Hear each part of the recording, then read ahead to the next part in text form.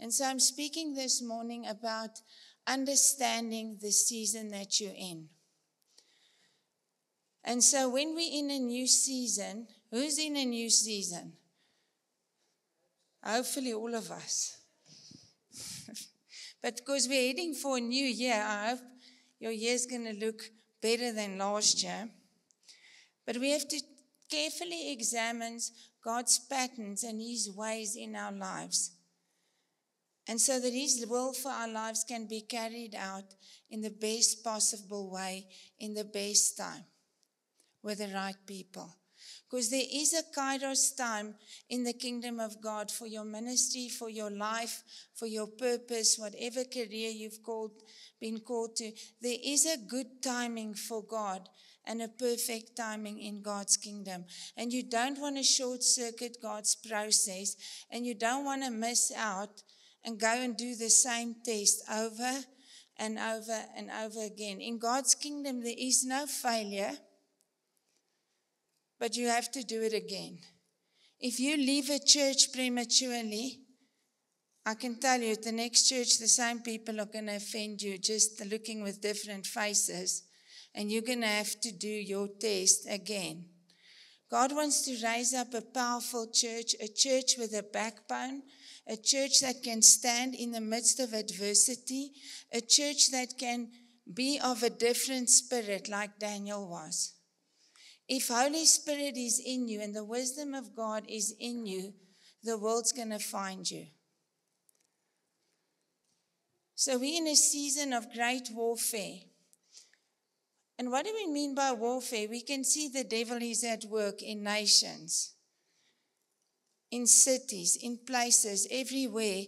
I watched a little YouTube clip this week on Facebook. It came on my wall, where a mom and her 3 children were executed in Nigeria by Islam. And it was tragic for me to see, because the little boy was still waving at the soldiers, thinking they're his friend. And a few minutes after that clip, they were hanged. We cannot be so blind and so focused on everything just of our own lives and be blind when people are suffering. And we as the church, we have to become warrior-like. We're going to see Jehovah Sabaoth, the God of the angel armies, arise in this season like never before. Why? Because we're in an apostolic season, building season, and apostles are great warriors. They break open territories, regions, like we see in the book of Acts. The goddess of Diana came down, and a whole city of Ephesus came to God. We need warriors to arise. We need people with mindsets that see God as a warrior, that see God as a powerful, almighty God. That's the season we're in. God's not a wimp. He's a powerful God.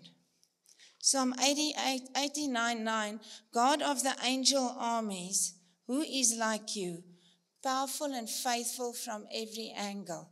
Samuel 1:3, the Lord of hosts is the King of the heaven and earth. So start seeing God as a warrior, as Jehovah Sabaoth, because that name has got a military connotation. And He is the God of the whole universe, over all the hosts in the heavens. Sometimes just put it in your mind's eye.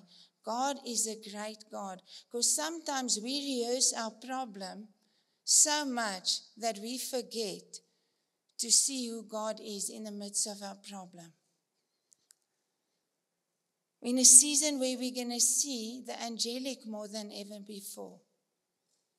Do you even want to see the supernatural? I want to. I don't want to focus on it more than Jesus. But why not have everything that God has for us? It's a season of great distinction. We're going to see evil in your face. We have never seen evil in our face like we do today. I looked at the Grammys where I don't even remember the singer, but there was a full-on demonic display on the stage where demons were dancing and he won an award. I would have left. I don't want to give glory to the devil. And we see with the Olympics what happened there. They made a mockery of the supper of the Lamb. We've never, ever, ever seen evil in our face like we're seeing it today.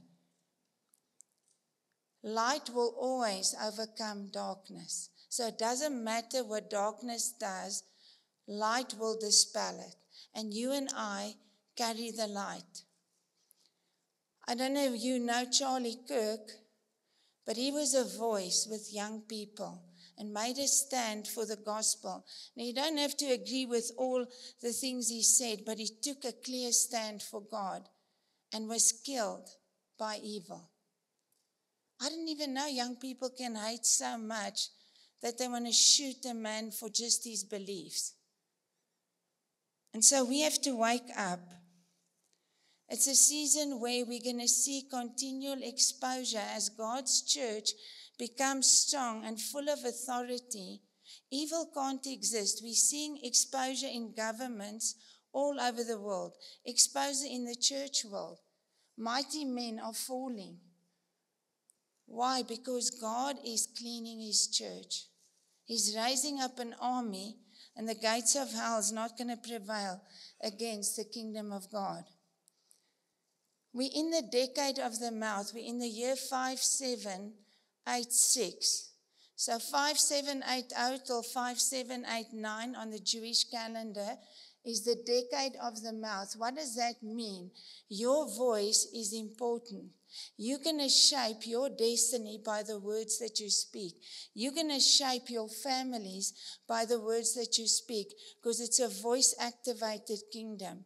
You better decree and declare the promises of God over your family, over your children, over your grandchildren, over your city. I decree and declare that this service is going to be full to overflow. So full that we're going to see a move of God. Why? Because God promised it. It's part of the prophetic destiny of our church. It might not look like it right now, but we decree and declare that we align ourselves with heaven so that we can see the promises of God. We have to boldly uproot by declaring the word. And the more you're full of the Spirit, the more Holy Spirit empowered your declarations will be. So you can't just say, I declare I'm thin as a rake and eat 5 burgers. Well, you can do it, but it's not going to work.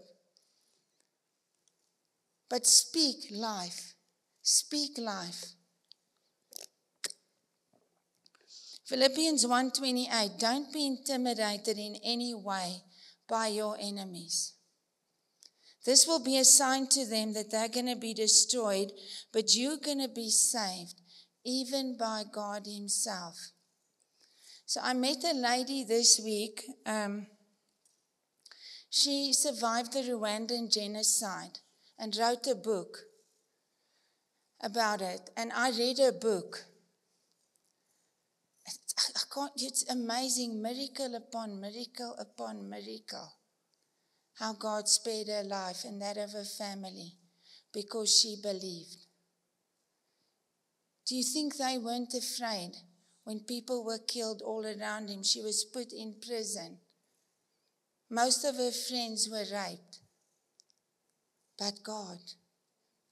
And she has lived to tell a tale because she believed in a mighty God in the midst of adversity, in the midst of tragedy. In the midst of terror, God preserved her life. We are moving in a season where we're going to see the church have solutions for the problems in the world. I want to see it. Do you know our business people must be so blessed that when there's a war, we must pay for the airplanes and the food supplies so that we can rescue the people. We have to shift the way we think, shift our mindsets so that we can think big like God thinks. When there's a problem, do you see a solution? Or do you want to go see a therapist? We might need both. But it's a season where the supernatural is going to be released like never before. Who wants to move in the power of God? I want to move in the power of God. Do you know, last week, Willie shared his testimony. Now, I don't know about you, but sometimes medical doctors can also be a little bit skeptical about testimonies. You know, I had a little wart, and somebody prayed for it, and then I look and I can still see the wart. But for a man who was immersed in blood, who had such an insult to his brain that can actually stand up today and testify about the goodness of God, that's a miracle. And what really touched me is that not all miracles are instant. So don't give up. Peter now prayed for my foot, and God healed my foot after I had a crushed midfoot with an unstable foot bridge and was in pain for about 7 or 8 years until he prayed. Now, as much as I love Peter now, it's not Peter now in the natural. It was Holy Spirit coming through him because he has availed his faith to stand for healing, to stand for miracles, to pray for the sick. Start praying for the sick. God might surprise you. If nothing happens, you've released some form of healing over that person. It's a season where God's generals are going to be released. I believe some of you in this room, and I know it looks like a stadium, are generals. If you give God your yes today, God's going to use your life. I've given God my yes. I look a bit funny, but I've given God my yes. My mom's 84, and she's given God a yes.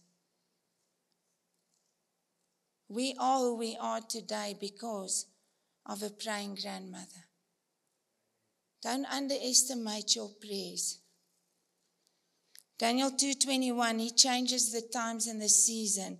Ecclesiastes 3:1-8, for everything there is a season under heaven, a time to be born and a time to die, a time to kill, a time to heal, a time to weep and to laugh.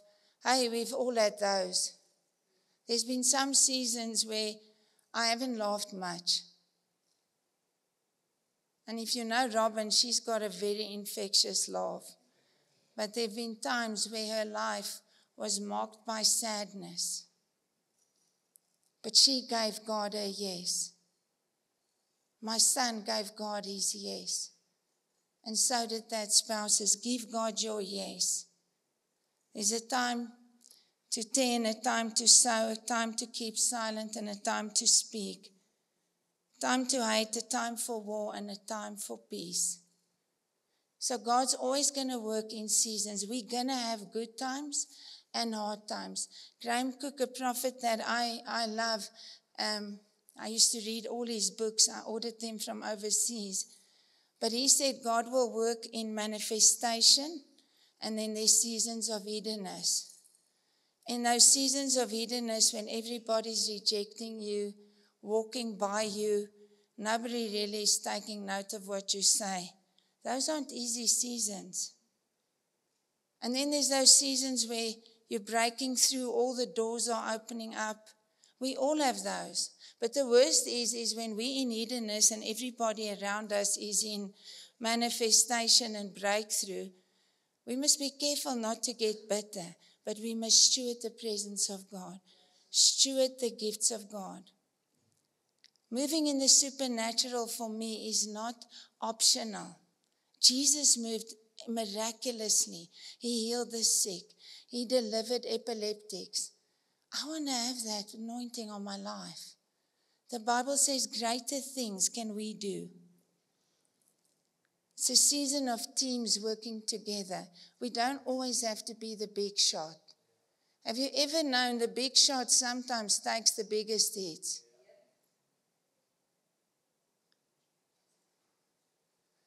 At least our leaders are normal. I don't know how you can be normal and run a church, but they are. They're consistent. They're faithful. They're always the same. Pray for your leaders. We see that you have to know the season that you're in. We have to keep on sowing good seed, keep on championing people, keep on. It's when you do things behind the scene where it counts to God. God looks how you treat your parents. He looks how you treat your children, your spouse if you're married. He looks.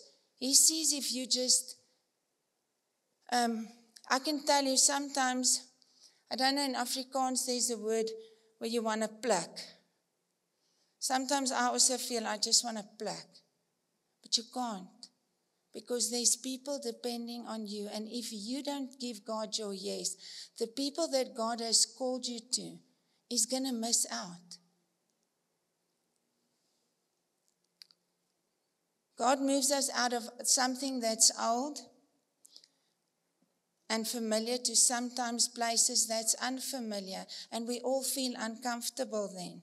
It's not easy at 60 or 61 or when you're in your 50s and God says, I'm chucking you out, girl, you go. And you still want to be with your old friends, your old people, but they can't take you where you need to go in your new season. But I can tell you, if you're obedient, and some of you, God is calling you into a new season. And that's why your old season isn't comfortable anymore. New mindsets.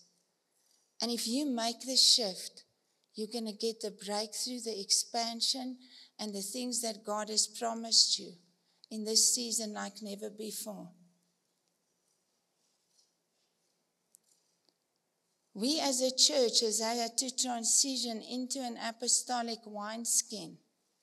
It was not easy for Peter, Nell, and Eloise when people left, spoke against them. Not once did they malign people when they were in my presence. Very few leaders that I can say that about. That impresses me.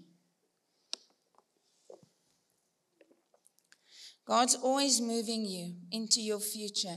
You can either partner with Holy Spirit or you can resist Him. I want to partner with Him. When we suffer or we go through tragedy or trauma, that's when we often stay stuck. That's when we sometimes don't believe in the goodness of God anymore. Just because it didn't work out in the last season, it doesn't mean God's not good. And if you're at a place where you start believing or doubting the goodness of God or the love of God for you, ask God to heal that for you today. I've been there. When I went through a divorce, I thought God's forgotten me. I wasn't a person who was saying I'm angry with God, but deep down in my heart, I withdrew. I didn't want to speak to God. I was quiet for a 2-year period until a prophetic word broke me loose and brought me back into the present and the purpose and the future of God. God's love and heart towards us never changes. His plans and purposes for us never change. His nature is constant. It's always good. It's always just. It's always fair. And He'll help us to go through every season so that ultimately we can be blessed. You'll never stay in a Job's experience for the rest of your life. It's impossible. God restored to Job double to what he had before. Who's been through a difficult season? Hello? Who hasn't? Well, now we're more honest. If you're born again and spirit-filled, we must constantly be changing. You know what a religious spirit does? It doesn't want to change. It opposes the Spirit of God. What should we be changing into the image of Jesus? Do we look like Jesus yet? Well, if you saw me this morning trying to comb a 7-year-old's hair and a 3-year-old when they're moaning, and I was like, I wasn't quoting Galatians, peace, love, joy, long-suffering. 2 Corinthians 3:18, but we all with an unveiled face, behold as in a mirror the glory of God, are being transformed from this image from glory to glory. And you know what? We think if we stooped with our ideas and our mindset, a religious spirit is the spirit that crucified Christ. They didn't understand the season they were in.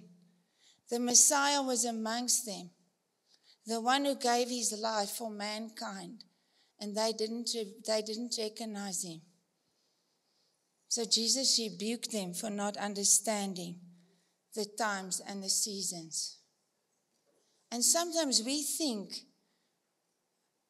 the way we do church is fine. God's already moved on sometimes. You don't want to be that one when Holy Spirit is moving and you're still doing things your own way. The sons of Issachar, they knew the signs of the times. They had an unusual gift to discern the times. 1 Chronicles 12:32, they had an understanding of the times to know what Israel ought to do. Their chiefs were 200 and their brethren was in their command. I want to be like a son of Issachar.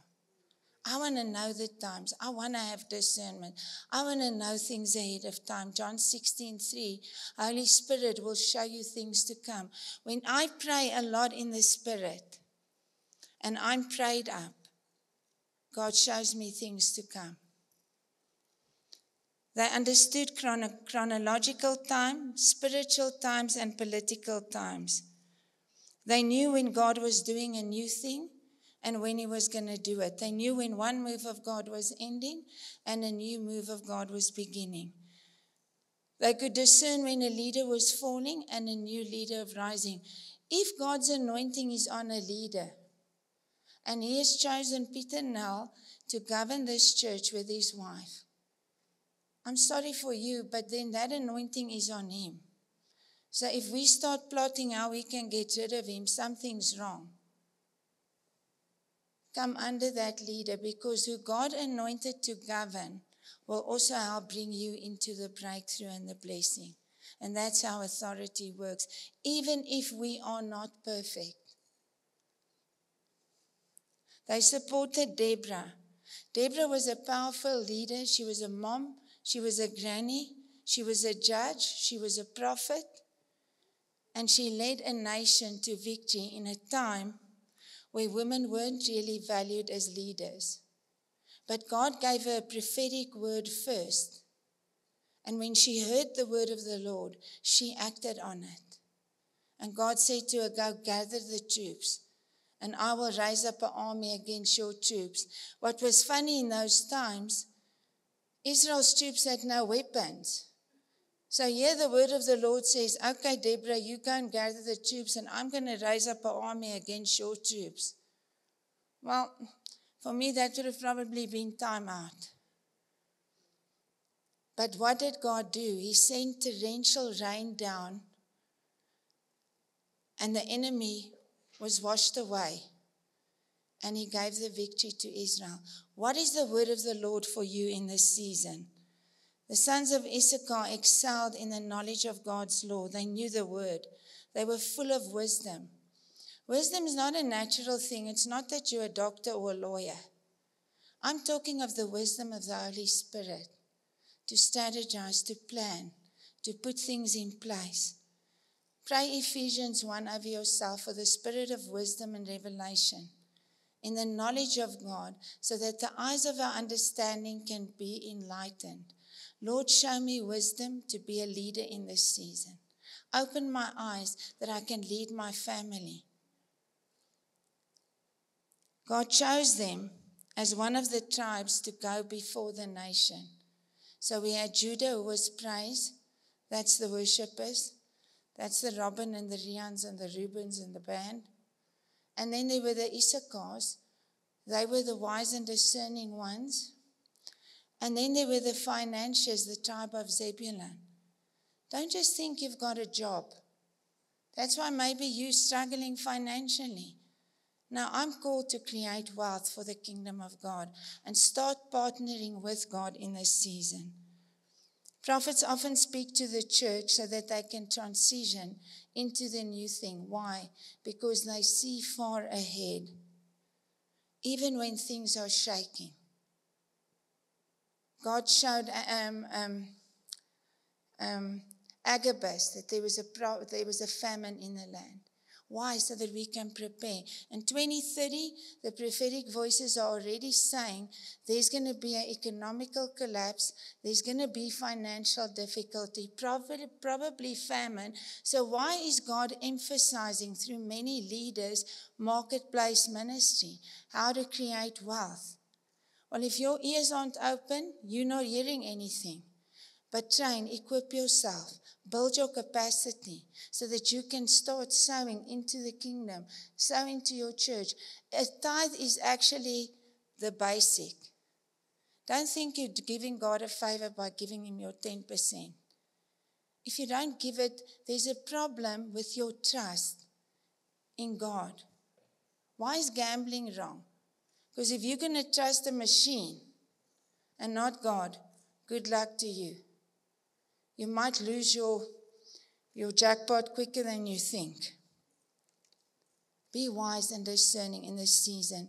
God's raising up a new brand of people, and I decree and declare an Issachar anointing over all of you watching and of all of you in this service, so that you're so in tune with God's heart, that you will reflect his hope and his love in times of shaking and turbulence. You will not resist change, but you will become an instrument of change. Even as I'm speaking now, I believe, Rian, for you, God's raising you up as an instrument of change. There's an Issachar anointing coming on your life, where you will discern ahead of your time, where even people that are much older than you will be shocked at the anointing and the wisdom of God on your life. I see always when I pray for you such purity, such integrity, such substance. And God says, don't look to the left or the right. I'm raising you up to be a great leader in this generation, in this time, in this hour. And I will anoint you, I will train you, I will equip you. Not only will you worship, but you will speak for me. You will speak the very oracles of God, because there's a great prophetic anointing on your life. And God's going to raise you up to be a bold voice in this future. And you're in a season of hiddenness and a season of great retrospection and inspection. You're always looking at how you can get better. But God says you're in my perfect will. The right place in the right time with the right people. And I will always show you ahead of time if I'm going to bring a great change in your life. So Lord, we bless him today.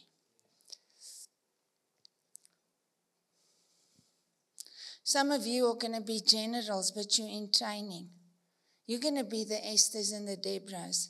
I can tell you, Esther didn't feel like a mighty woman of God when she had to go and approach the king and become a great warrior.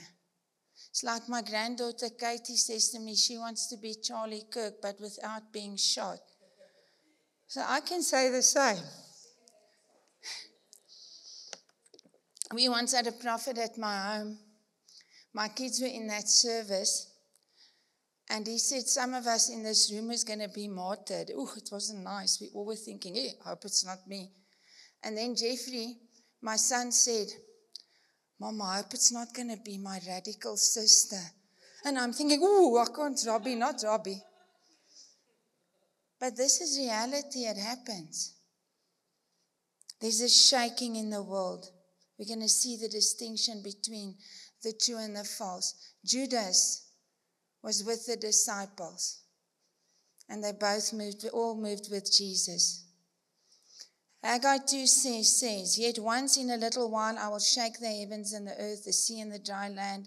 I will shake the heaven and the earth and the nations, and they will come to desire of all nations. And I will fill the temple with glory, says God. The silver is mine, the gold is mine. The glory of the latter temple will be greater than the former. We in the times of the latter glory. Who's crying out for God to use them mightily? Or are you thinking about your bills? I'm thinking about that too. But God's shaking the earth. We can see it with earthquakes. There's things all around us. Weather patterns that are so extreme. Hurricane Melissa, hurricane this. God is shaking the heavens, visible and invisible thrones of power. You have to see in this invisible realm of the Spirit because it's more real than the natural realm. You must build your spirit, man, so that your senses can discern, so that you can see what God sees. God is shaking his people. It's a season of great distinction, and we're going to see unrighteous people removed and righteous people be promoted. Who's fighting with you? Who's fighting for you? I can count the people who are fighting for me that I know on my one hand. God is highlighting relationships. Why? We're in the year 5786, that Vav is connecting heaven to earth, where we have to superimpose heaven to earth. So who are you connected to? Covenant connections are key. Who are your friends that champion you? I even know Robin's friends that are champion her, and Ian, and Shanti and Neil.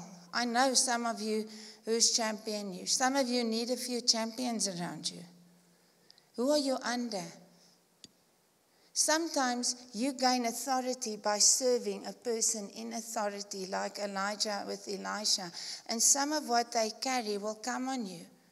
When I served under Janet with Company of Prophets, some of her passion for our nation and to pray for our nation fell on me. And it hasn't left me. I want to see South Africa change by the power of God. He's shaking governments. We have the government we pray for. So we're going to have to pray. There's coming a 1 million women prayer event in our nation next year that's going to be led by Lou Engel. I'm grateful God has still got our nation on his heart. I'm grateful he still thinks about a faithful remnant who's been asking him to come through for us. Hebrews 12:27-29 says, once more, that indicates the removal of the things that are being shaken and the things that are made, that the things that cannot be shaken can remain. Since therefore we receive a kingdom which cannot be shaken, let us have grace. We must become unshakable. Are you shakeable? You know, there are people that are born again for 40 years and they're still a victim. Something's wrong. If you're in Christ, you're not a victim. I think Monday, I was in a hole of my own digging, but it was so deep, I struggled to get out on my own. It was one of those parties where you have a pity party and you're the only member.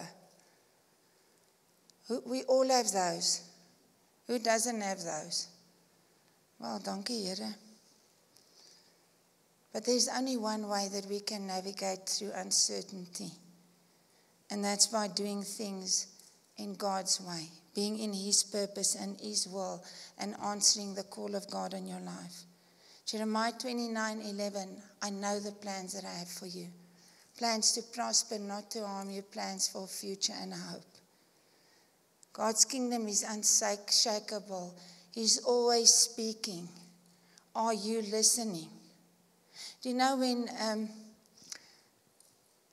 God was transitioning the prophetic school into a prophetic apostolic center, he spoke to me first, training center. And then I waited and I had 4 or 5 confirmations before I did it. But if we look at the book of Isaiah, he was prophesying to a people that were broken and discouraged, that had no hope. Why? Because when Nebuchadnezzar conquered Judah and Israel, they were scattered and they were exiled all over the place until God gave Cyrus a decree and that the people could return to Jerusalem. But it's in those times when South Africa is looking hopeless, when God speaks. When Israel was hopeless, God speaks. Isaiah 43:1, fear not, I've redeemed you. I've called you by name. When you pass through the waters, I'm with you. When you go through the rivers, they will not overflow you. When you walk through the fire, they will not scorch you. And that's for some of you today. Fear not. God is about to speak. God says in Isaiah 43, I am the Lord, the creator of Israel, your king, who makes a way through the seas and a path through the mighty waters. I am the Lord, the self-existent, ever-present God. God saw exactly what they were going through, how broken they were, how hopeless they were after 70 years of captivity. He sees what our nation has gone through. He sees what I've gone through, what Toki's gone through, Peter Nell and Eloise has gone through, Chanel, whoever is here. He wasn't done with them, and he's not done with you. God says, forget the former things. Don't dwell in the past. I'm doing a new thing. Before it happens, don't you perceive it? I'm making a way in the desert and streams in the wasteland. God specialized in making the impossible possible. So forget the former things. Forget that those people think you're a loser. You've got nothing to offer. Do you think David's brothers thought he had something to offer when when Samuel came to anoint the next king of Israel? He was a shepherd boy, but God saw him as a king. God's always keeping his promises. Every promise. And we're in a season where we're going to see prophecies and promises that you've been standing for years come to pass in this season. And I decree and declare fulfilled promises over you in this season.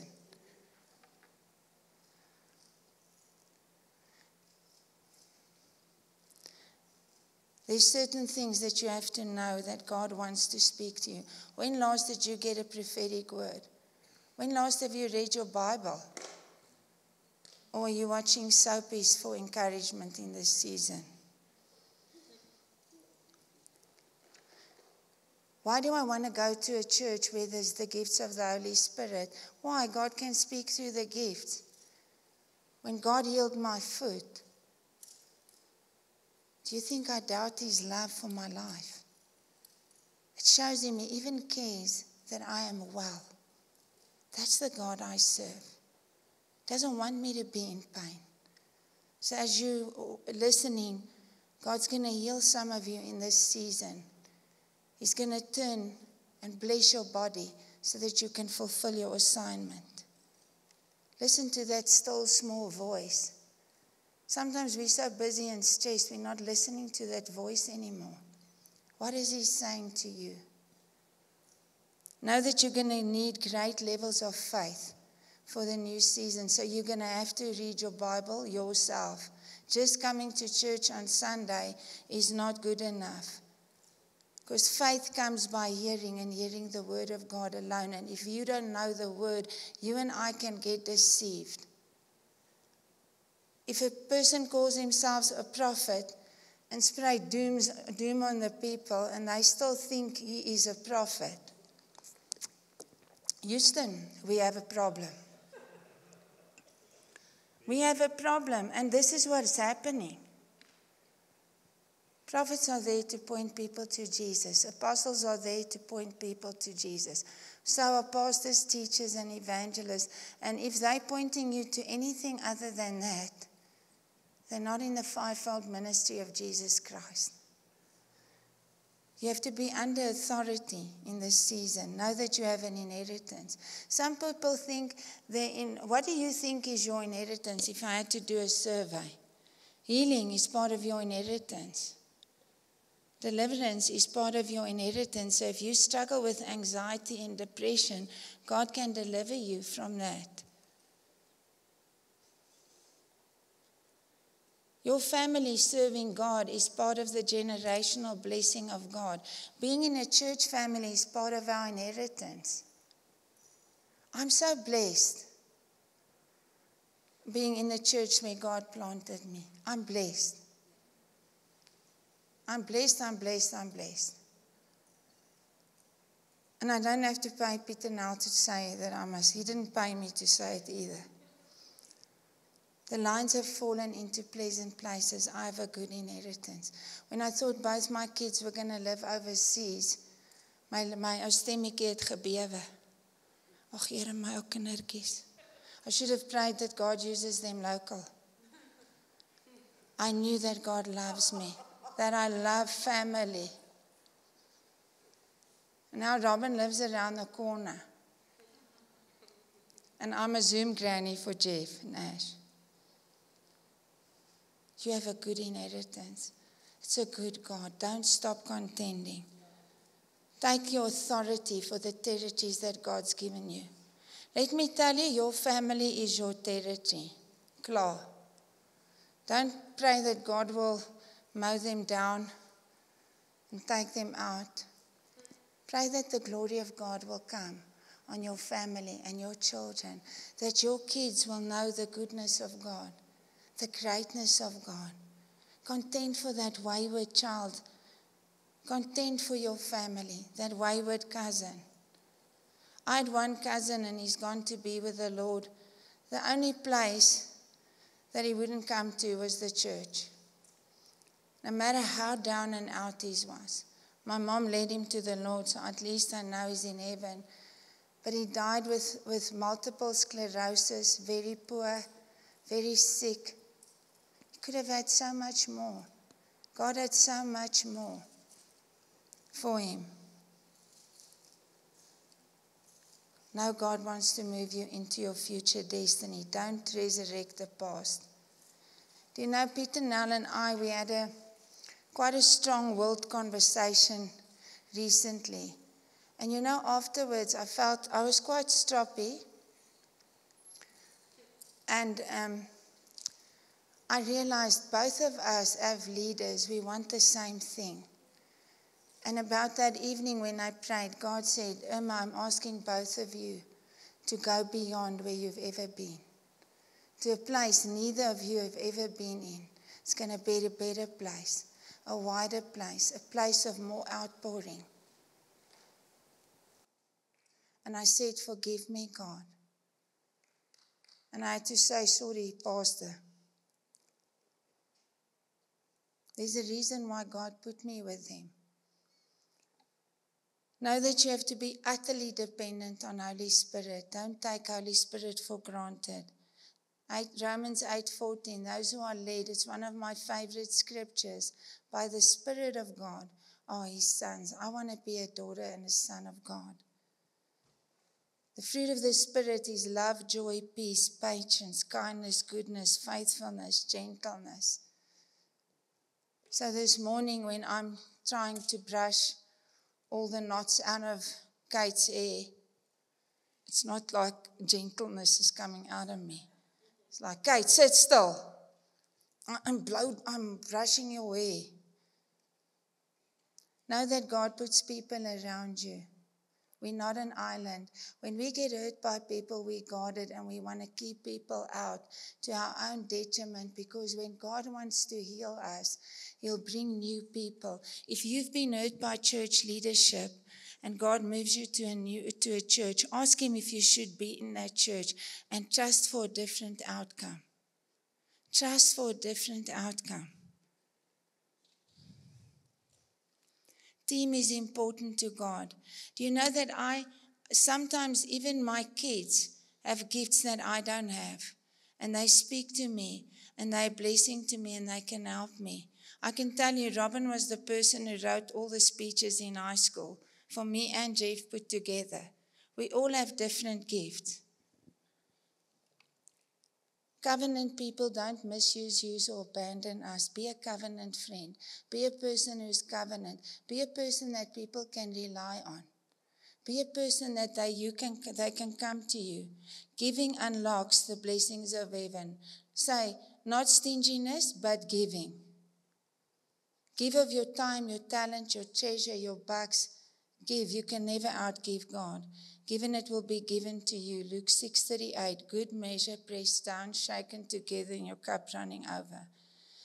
Prioritize the presence. Do you know David, who was a great king, a worshiper, a leader? He said, one thing I desire, but it's to dwell in the presence and the house of God forever. Moses said, Lord, I don't want to move unless you move. I want to be that person. Pray without ceasing, James 5:16. Pray, pray, pray, pray. Why? True prayer births things. Prophetic prayer is spirit-inspired prayers. That's where we should move to. Hear what Holy Spirit say. And start praying that down. Partner with heaven. Pray scripture over your children. God's not called you to survive, but He's called you to thrive. Isaiah 45 says, I will go before you, I will level the mountains, I will break down gates of bronze, cut through bars of iron, and I will give you the treasures of darkness, riches stored in secret places. I want that. I want those riches in secret places, so that you know that God has called you. Your adversity is not going to last forever. It's not going to define you. And I decree and declare breakthrough over every single person in this room. Breakthrough with your finances, breakthrough with your relationships, breakthrough with your purpose. I declare open doors that no man can shut.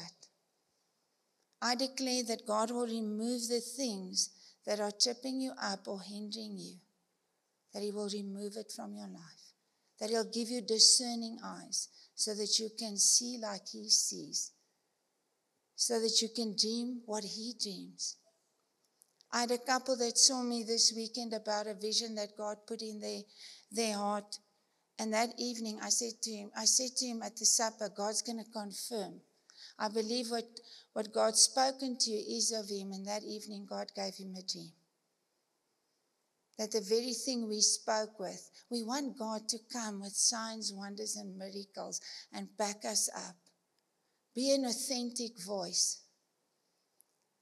So I believe God's really going to move on some of you powerfully. Even for Santi, I believe it's a total new season for you and your husband. I believe that your season of standing in the background is coming to an end. I believe that God's going to anoint your voice to teach the word of God with power. And not only will you teach, but there'll be an impartation of healing, of restoration when you minister. So even if you feel overwhelmed, God says, my hand of favor and breakthrough is upon you. My anointing is upon you. And I feel that, I see that God says that even the people around you are going to be shocked at what God's going to do in you and through you. So Lord, I just want to break off every limitation over our life, every mindset that is holding her back, Lord, every thought of I'm not good enough, I'm not strong enough, I'm not bold enough. I break it off, Lord. I release her to be the woman of God that you've called her to be. A woman of destiny, Lord. I thank you for her marriage. I thank you, Father, for her husband. Lord, I thank you for a new unity even in their marriage. I thank you for favor in the workplace for her husband, Lord. I thank you, Lord, even for him. I see an identity shift for them as a couple, Lord. I thank you, Father, that their children are called by you. Jesus, I thank you for a season of impartation and visitation for them as a family, Lord. I thank you, Lord, that even now we're activating the gifts of the Holy Spirit in their lives, Lord. In the name of Jesus, amen. Kelly, I believe for you it's a new season of awakening, a new season of breakthrough. I just get the word new, new, new. It's a season of the old really being the old. I think for you, you're in such a season of transition. You're not quite sure where you have to put your, where to go and what to do and who to be with. But I feel God says, in due time, I'm going to make it very clear to you. And I'll say to you, this is the way, walk in it. This is the way, walk in it. And there's a new level of prophetic anointing coming on your life. You will prophesy. I feel that there's an anointing on your life to shift, to change, and to move things, a catalyst. And God says, I'm going to anoint you in this hour. New level of prophetic intercession coming on your life. And I feel God says that even the people of the past is not going to be so prevalent. I feel God's bringing many new relationships into your life, new people, new anointing, freshness. And I feel that there's even doors that are going to astound you in this season. And there's also a marketplace anointing on your life. And God says, I'm going to give you wisdom and even how to make more wealth. And God says, I'm well pleased with you. And I feel God really wants to honor and encourage you today in the name of Jesus. And so, Lord, we just pray a blessing over every person in this place, Lord Jesus. Move amongst us, Jesus. Oh, Robashala Basata Karabasholo Korobashala. Oh, Robashala Basolo Bashala. Oh, Robashala Basolo. Give God your yes. I hear Holy Spirit say, give me your yes. And when you do, God's going to do amazing things through you. So, Lord, align us. Lord, shift us, shape us, mold us. I speak blessing over every person's finances, over their families, over their relationships now, in the name of Jesus. So I'm going to ask the worship team just to sing a song of breakthrough and victory over us.